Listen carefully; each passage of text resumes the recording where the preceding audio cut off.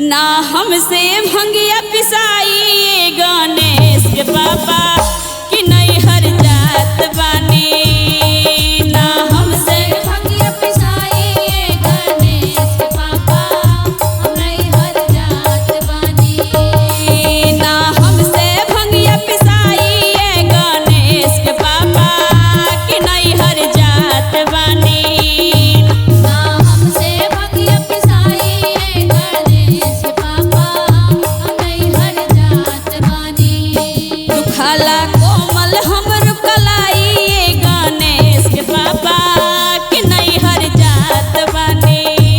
खाला कोमल हमर कलाई आ जाई बबली जी आ जाई। गणेश के पापा हम नहीं हर जात बानी। ना हमसे भंगिया पिसाई ये गणेश के पापा कि नहीं हर जात बानी। ना हमसे भंगिया पिसाई ये गणेश के पापा हम नहीं हर जात बानी। ई भंगिया धतुरवा राउर हमसे ना पिसाई। बसहा के डोरी धके नहीं चल जाई।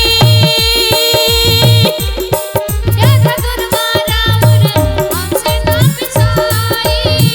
बसहा के डोरी धके नहीं चल जाई। ई भंगिया धतुरवा राउर हमसे ना पिसाई। बसहा के डोरी धके नहीं चल जाई। काहे करिल अखिया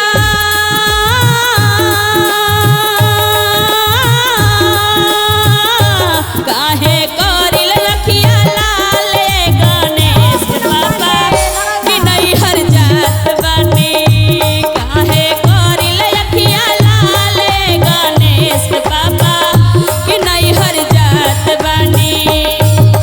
करिल ले गणेश के पापा हम नहीं हर जात बानी। ई ना हमसे भंगिया पिसाई ये गणेश के पापा कि नहीं हर जात बानी। ना हमसे भंगिया पिसाई ये गणेश के पापा हम नहीं हर जात बानी।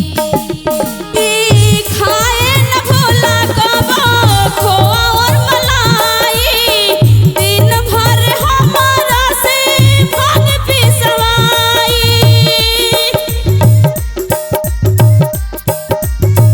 आई दिन भर हमारा से भाग पिसवाई। दिखाए न भोला हम मिठाई। दिन भर हमारा से भाग पिसवाई। ई खाए न भोला कबो खोआ और मलाई। हमरा से अब भोला भाग ना पिसाई। लइका छोटे छोटी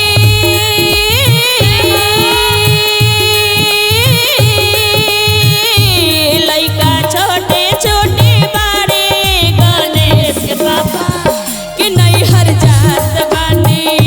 काहे को छोटे बारे गणेश के पापा हम नहीं हर जात बानी। ना हमसे भंगिया पिसाई ये गणेश के पापा कि नहीं हर जात बानी। ना हमसे भंगिया पिसाई ये गणेश के पापा कि नहीं हर जात बानी। ना हमसे भंगिया पिसाई ये गणेश के पापा कि नहीं हर जात बानी। ना हमसे भंगिया पिसाई ये गणेश के पापा कि नहीं हर जात बानी। बोलो श्री गुरु महाराज की जय हो, मैया पार्वती की जय हो।